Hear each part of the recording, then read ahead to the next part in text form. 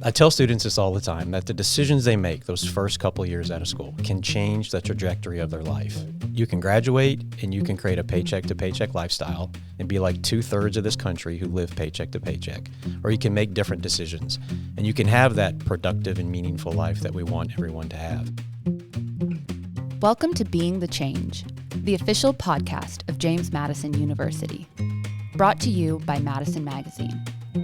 Each episode brings you stories of how members of the JMU community combine intellect with action to live lives of purpose and meaning. That's being the change.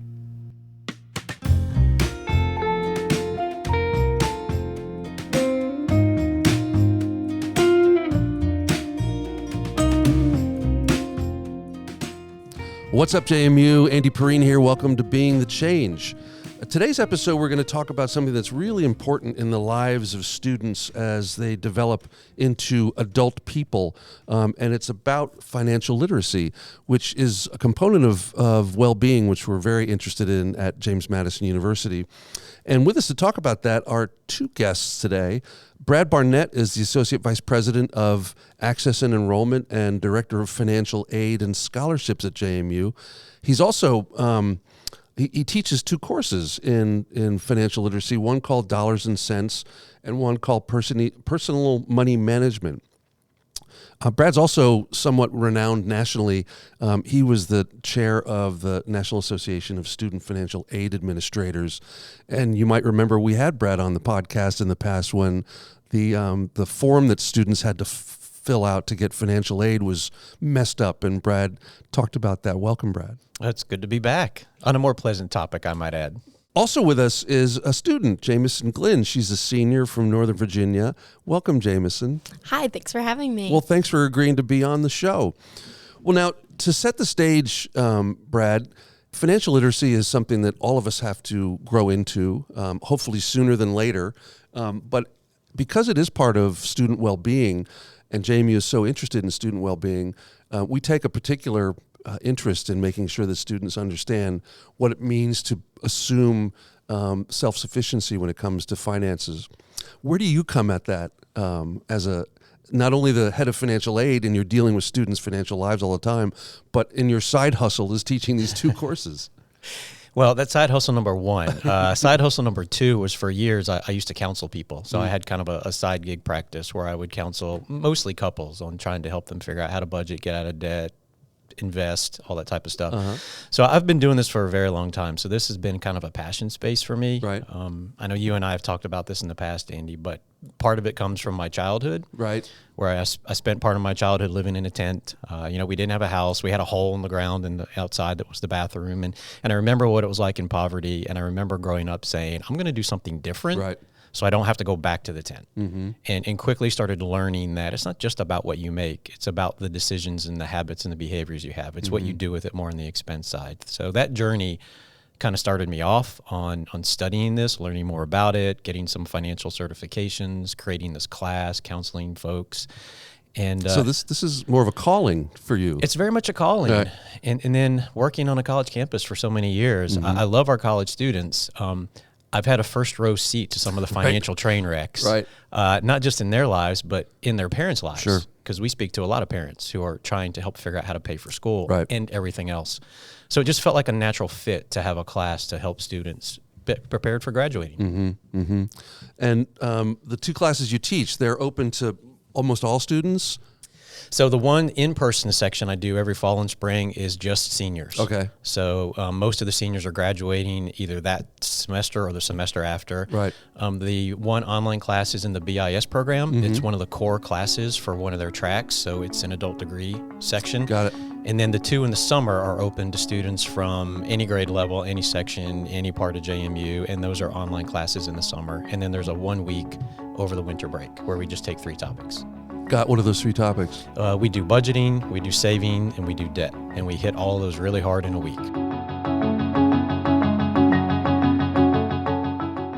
Well, now, why is this so important to our students and their families that students are acquiring these sets of skills at this age?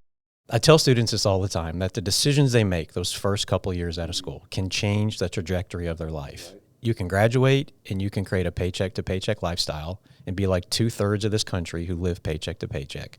Or you can make different decisions and you can have that productive and meaningful life that we want everyone to have. The problem is if you're not intentional with it, you'll just get sucked into the way most of the world works and you're paycheck to paycheck before you know it. So I think this is really important to give our former or future alumni and current students a leg up on the type of life they really want to have. You mentioned productive and meaningful. That comes directly out of our mission statement. Absolutely. How important is this to the overall mission of the university to deliver this kind of learning to our students? I think it's critically important. We do an amazing job at this university educating students on how to get the career they want. I mean, look at our job rates, look at the graduation rates, look at the satisfaction rates. They're high. We are a leader in that space. If we can couple that with then teaching students how to use the money they're earning when they graduate to actually meet their values and their goals, we've created an immensely powerful alumni base. Yeah, that's great.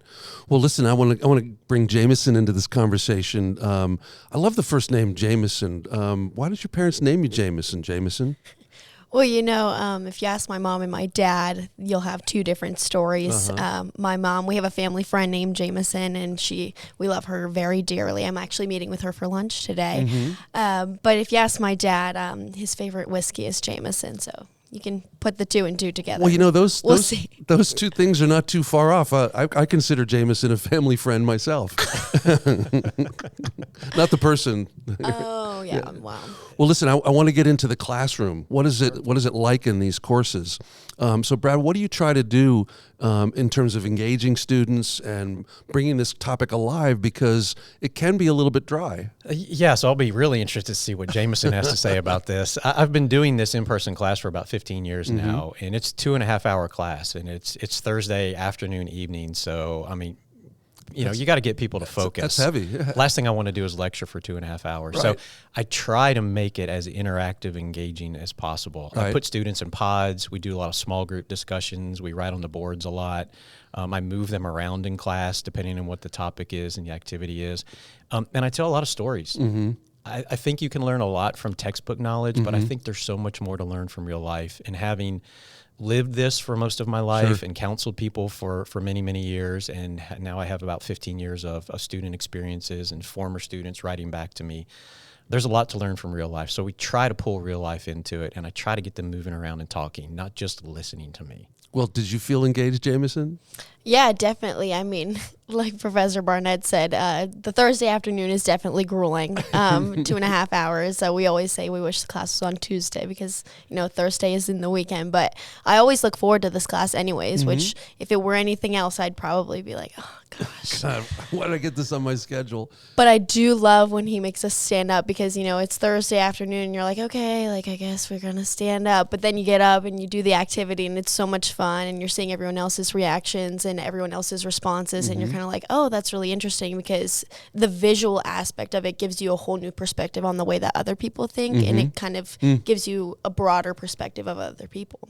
Well, and as Brad said, he loves to be anecdotal and bring life lessons into this. How do you learn from that? Do you feel like you've had an aha moment? Yeah, absolutely. I always love when he's like, all right, and here's a story from my former student, and everyone's like, oh, here we go. Yeah, right. This is either going to be really good or really bad. And either good or bad, you learn a lot. But I do remember, I'll never forget it. I went home after our very first class and I told my parents about what he had told us about his life story and whatever. And it had brought me to almost tears the first class because, you expect this guy to be some accountant. You're like, okay, yeah, he's going to tell me about money. I know money's important. And then he was like, this was my home. And he showed us a picture of a tent. I was like, oh my gosh, this guy really built a life for himself. And I feel like that attests to both his character, but also kind of his, what's the word for it? That he is capable of talking about this topic because he's seen it all. And so it kind of, gave our whole class that whoa perspective. He's made this life for himself. It's and if for he real. can do that, we can do that too. It's not just out of a book with Professor Barnett. Yeah. Exactly.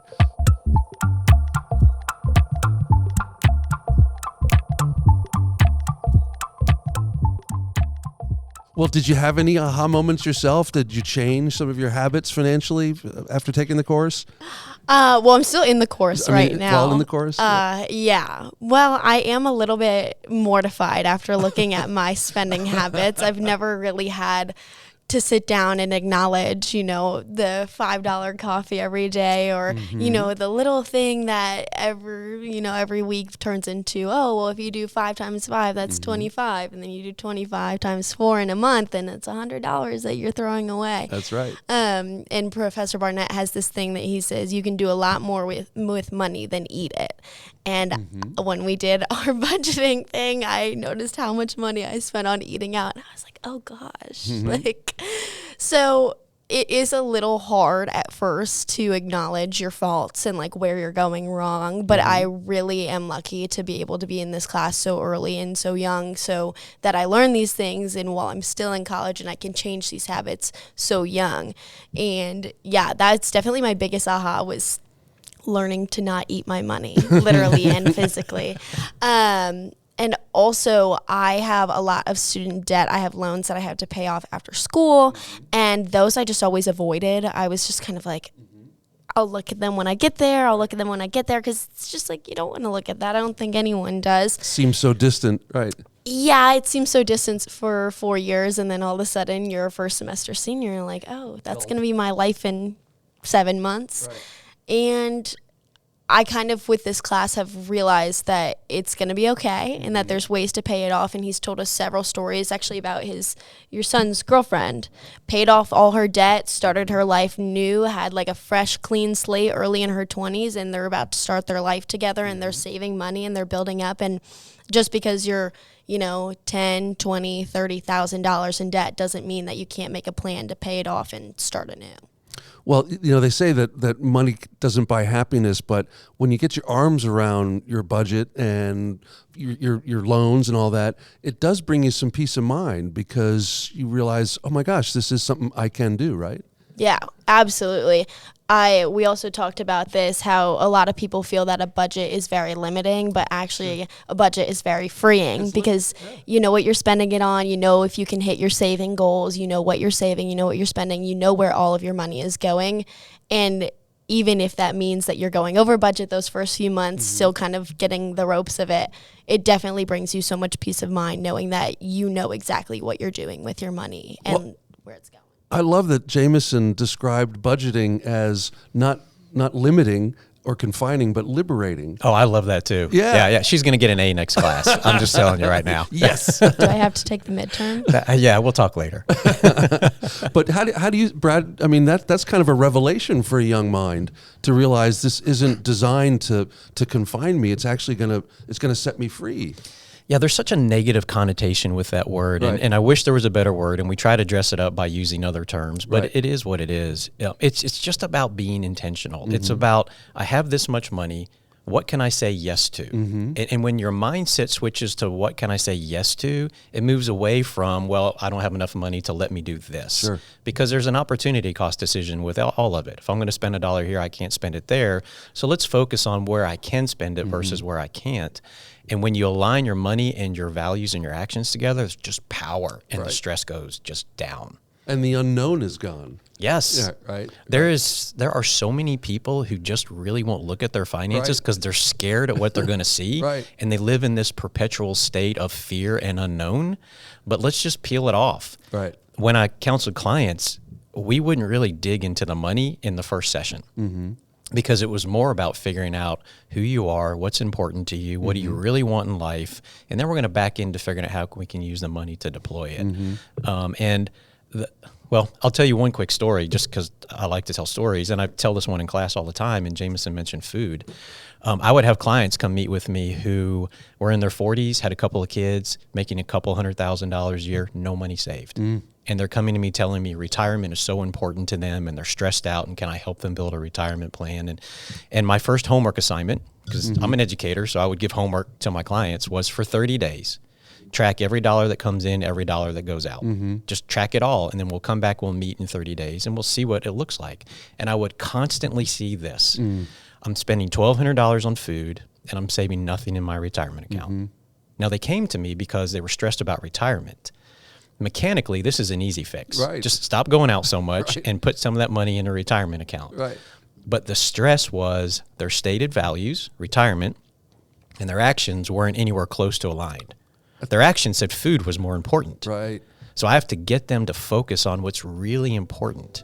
And once you hone in on that, then you just tell the money to go support it. Sure. Well, you remove cognitive dissonance. Yeah. That way. Yeah. So that gets back to being liberated, right? Yeah, it's freeing once you can see your money doing something that you want it to do.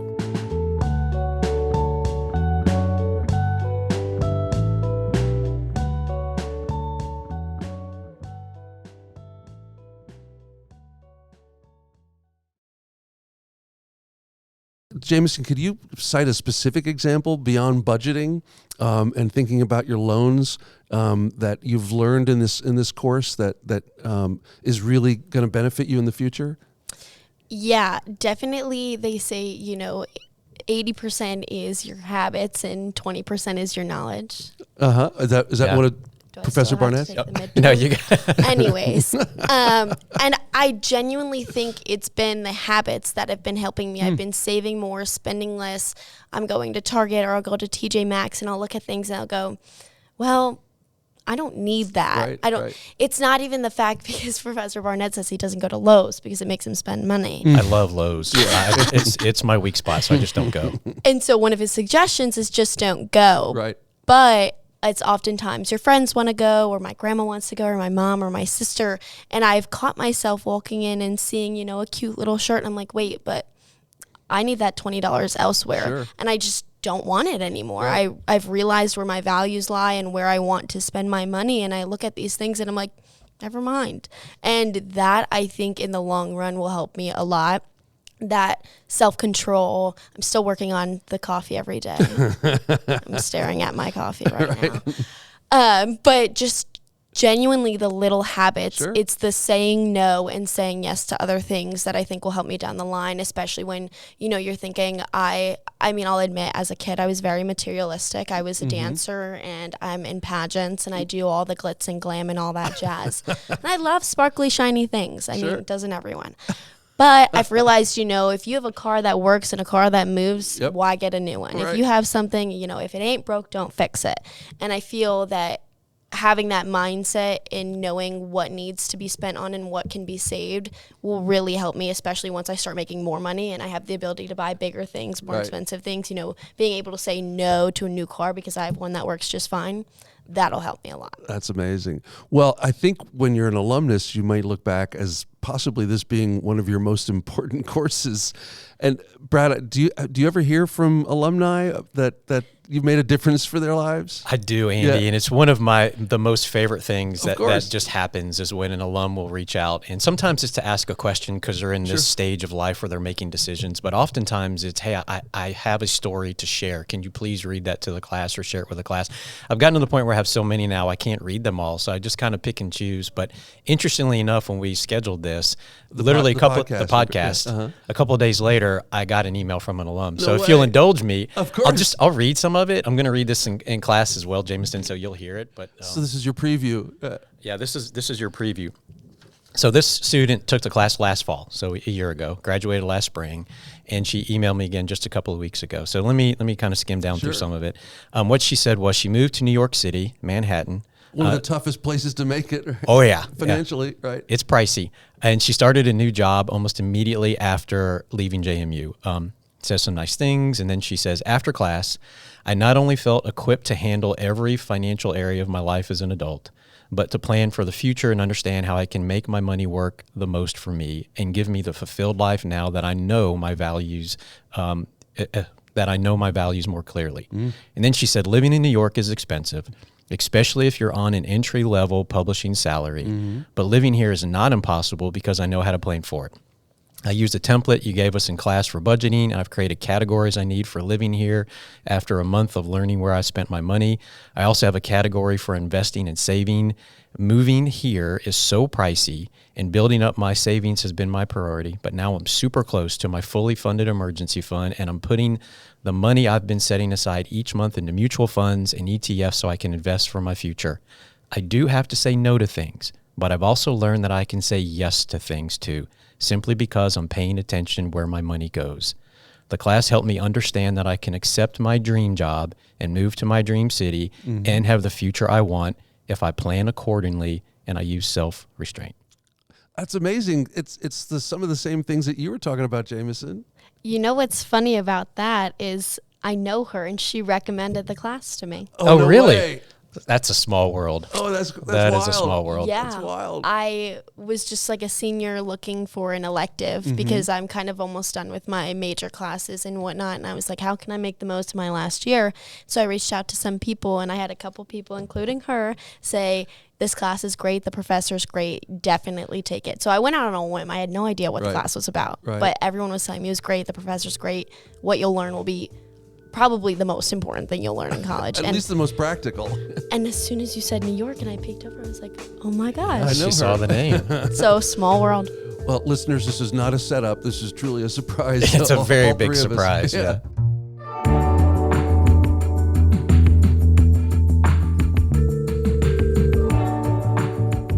Well, you know, we call this podcast Being the Change, and when we think about being the change, it's every aspect of your life and your evolution as a person.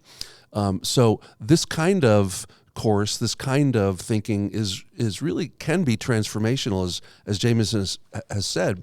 Brad, how do you look at these courses that you teach in the context of JMU's overall commitment to the whole person?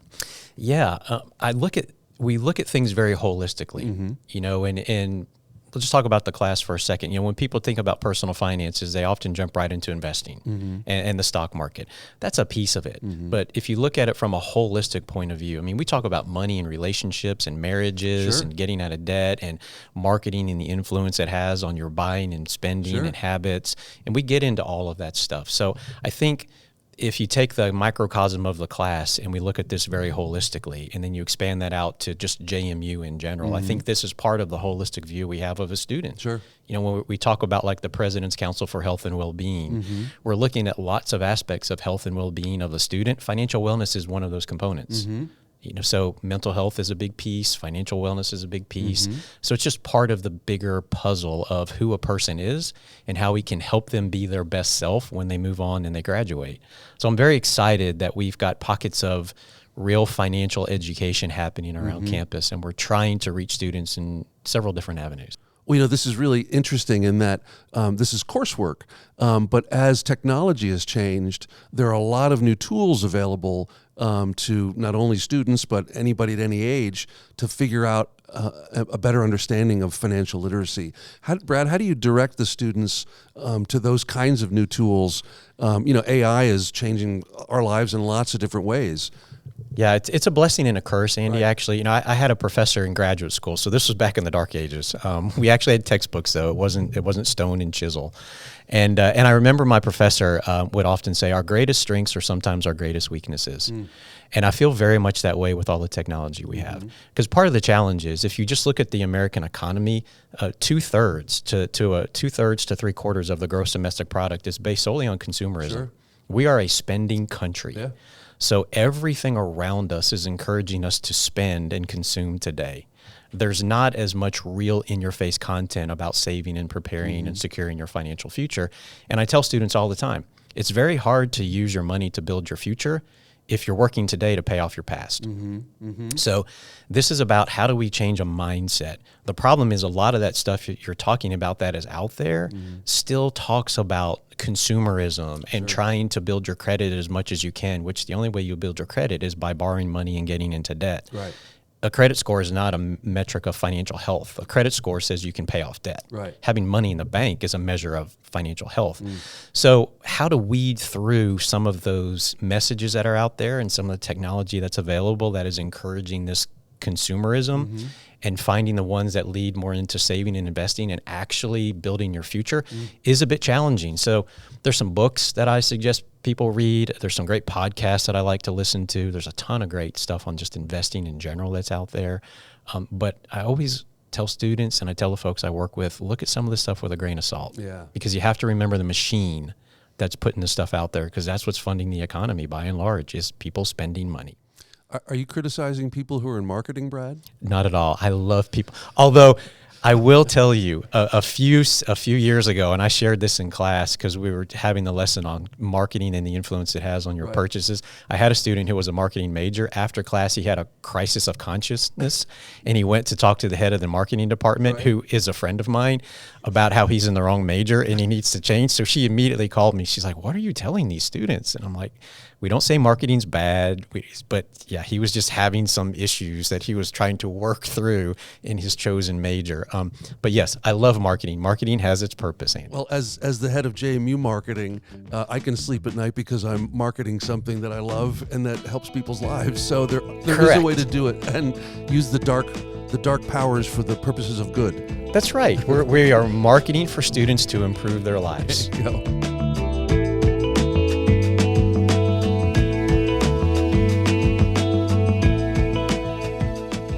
Well, as things change, as things evolve, Brad, what's in the future for how you're teaching students to adopt this framework? Yeah, I think as more technologies come into play, then obviously I have to bring that into the classroom. We do talk about TikTok trends in the classroom as well, because these are the things that students are seeing. And, I'm an old guy who's not on TikTok all the time, so I'm getting information from the students I'm talking with and from folks in our office. So I have to keep bringing that stuff into the class because that's the world that they live in. So I've had to adapt some of my teaching and some of my content, some of my stories that are more relevant to this generation versus when you and I were younger, and we just had all those little green dead presidents in our wallet. That was the way things worked. Right. Today it's swipe your watch, press a button, or do something like that to spend money. So it's a constant adaptation just to keep up with the way the world functions. Well, and Jameson, as a senior, what's next for you? Well, funny enough, moving back home is actually what's next for me. I haven't started applying to jobs quite yet because I've got a couple plans over the summer that would prevent me from being able to give my all. Right. I'm the Miss Virginia for National American Miss, so I'm going to be traveling all summer long. Oh, wow, cool. Yeah, so I'm going to be traveling all summer long, and it's not cool to get a job and then say, okay, I need 14 days off. Right. So I'm actually in the market to get a job about September of next year, so I'm going to be traveling all summer. I'll be working my restaurant job because don't think I won't be making money. Good. And moving back home, definitely, because I always say, if you have parents who are willing to take you back in and allow you to save some money, that is like your golden ticket. Sure. It really is. If Nothing you wrong have with that. if you have that opportunity, I don't know why you wouldn't take it to go home, save up. It's only a year or two, and it gives you the opportunity to not pay rent, to maybe have your parents pay for your groceries. That's my plans. Just kidding, Mom and Dad. She's not kidding. I'm not kidding. But I definitely, my big plan is to save up and to pay off all of my debt, as we've talked about, and start anew. And as soon as I can pay off all my debt and I can save up and I can move out, I will. But definitely my plan is to, take those first few formative years of my 20s and set myself up for success. Well, I think success is in your future, Jameson. You've got the recipe. And once you do succeed, who are you going to write to and let them know that they helped? I've actually already thought about this. I can't wait until my email is read to the class. I can't wait to read it. Hopefully it's one of the good ones. Yeah, right. Hopefully it's not, I had this huge big plan and then it all crashed and burned because I made this huge mistake and bought a $50,000 car or something. I would never do that. Get that from you. Yeah. But you said you have a lot of emails, so I hope you pick mine and read it. Because I will pick yours and read it if you send me an email. I will. Okay, That's perfect. my commitment to you. It's a deal. Okay, it's good. a deal. Yeah, we've just brokered a deal Yeah, here. right. Thank you, Andy. You're welcome. So to answer your question, I'll be writing to Brad Barnett and saying that you helped me out because it really has. Like, this class has opened my eyes, and I really never thought that it would be possible for me to talk about finances in a place where I didn't feel scared of them. Sure. And at first, when I walked in this class and we did the second week, the first week was all about like intro and whatnot. And the second week, I was like, oh my gosh, I have to drop this class. Right. I was like, I can't do this. Like, I'm so overwhelmed. I don't know what to do. And I stuck it out though. And I kept sitting through it. And all of a sudden it all started to make sense. And it's like, oh, you don't have to take all of these steps all at once, but having the knowledge of where you need to go from there is really, really helpful. That's fabulous. It can be intimidating. It's one of the reasons I like that my particular class is taught through university studies. It's not through it's not tied to a major. It's a general elective because most of the students who come in don't have a finance background. Right. And it's a very intimidating topic. So that's part of what I try to do, and that's why I share the story at the start of living in a tent, is to try to model that. You don't have to be somebody from a financial background or somebody who comes from money, and that we're going to talk about real life things. And that's why I try to get them up from the very beginning to start talking, to try to remove some of the intimidation factor and tell them that we'll get into all the technical stuff of investing later. We're gonna talk about real life stuff first, more nuts and we're bolts. gonna build. It's a journey to build up to that. So, hopefully that works because I do know that it is a very intimidating topic for some people to talk about. Well, I know we've got a lot of parents who listen to this podcast. So, parents of underclassmen, encourage them to take this course, and they'll be as smart and ready for the real world as Jameson someday. I hope so. Everyone should take this class. I was telling my mom about it, and she was like, that should be required. Yeah. She's like, you are learning so much, and I just think it's so beneficial for you to be taking this class. Every time I tell someone about it, they're like, that's an option. I really don't think the university advertises it enough. I don't think enough people know about it, and I think it's probably the most pivotal class I've taken, just because it's like, I can apply all of these different subjects, but this is something you need. Otherwise, if you're clueless about all of this, it's going to be a little bit difficult. Well, that's why I had you on the podcast, to spread the word. Yeah, about being clueless and then learning. Can I plug a few other things on campus? Yeah. There's a lot going on. Yeah, there's a lot going on, and there are limited seats in classes. So I think it's important if people listen to this and they can't get into the class, for example, and they want to do something else. There's a relatively new class that the College of Business has been teaching on personal finances. So that one is also out there. A couple of years ago, the General Assembly allocated some money called the Pell Initiative of Virginia, where institutions could create proposals and apply for grants. And these proposals had to be reviewed, approved, and then we could receive grant money, where our office has applied for 3 different grants. We got approved for all of them. And in this last round of grant, we actually allocated some money to Jeremy Huckins in Off-Campus Life, who had a desire to start a money mentor peer counselor program. And actually, as of the day we're recording this, if you look on the Page Up website, he actually has a job advertisement where he's looking to hire students to train them to be financial peer counselors. Oh, that's great. Through Off-Campus Life and to help counsel other students. So there's lots of different things happening in pockets around campus. If students go to the JMU website and just search the word financial wellness or financial literacy, they'll find a lot of these things out there. That's great. I would love to reach a point where we scale up with more classes to help more students. But in the meantime, I think if students go out, they'll still find there are some things on this campus that can help them. Well, thanks for plugging all that stuff, Brad. It really does matter to student well-being and alumni well-being eventually. Well, thank you both so much for being on the program. This has been wonderful, Brad. I really appreciate it. We'll have you back on another topic. Happy to. Always a pleasure. And Jameson, best of luck. Thank you. And enjoy the summer as you tour. I will. And then as you get a job. Yeah. And then I thank Professor Barnett. Yes, send him an email like you promised. I will. Yeah. I will next year. But as for tomorrow, do I have to take the midterm? Oh, man, she's putting the pressure on me. All right, I'll have to contemplate this afterwards. Maybe some bonus points at least. Did I exhibit enough knowledge, do you feel? You did exhibit a lot of knowledge, but the kissing up is going pretty far. All right, listeners, remember, if you've got an idea for a future episode of Being the Change, or you just want to be in touch, you can reach us at beingthechange@jmu.edu. Until next time, go Dukes. Thanks for listening. Subscribe to hear more stories about how members of the JMU community are being the change. Dive deeper and explore countless other stories at jmu.edu/Madison Magazine. Go Dukes! The Being the Change podcast was conceived by Jim Heffernan, editor of Madison Magazine, and me, Andy Perrine, head of JMU Marketing. Thanks to Jenna Polk and her team at the Rose Library Studios, where the show is recorded by Cody Troyer, Steve Adderton, and Olive Santos, all of the crazy talented JMU photo video team, who then produced the final episodes at the Ice House in downtown Harrisonburg. Original music by 2019 alumnus Neil Perrine. You can find the Being the Change podcast on all the popular platforms where we hope you'll like, share, and subscribe.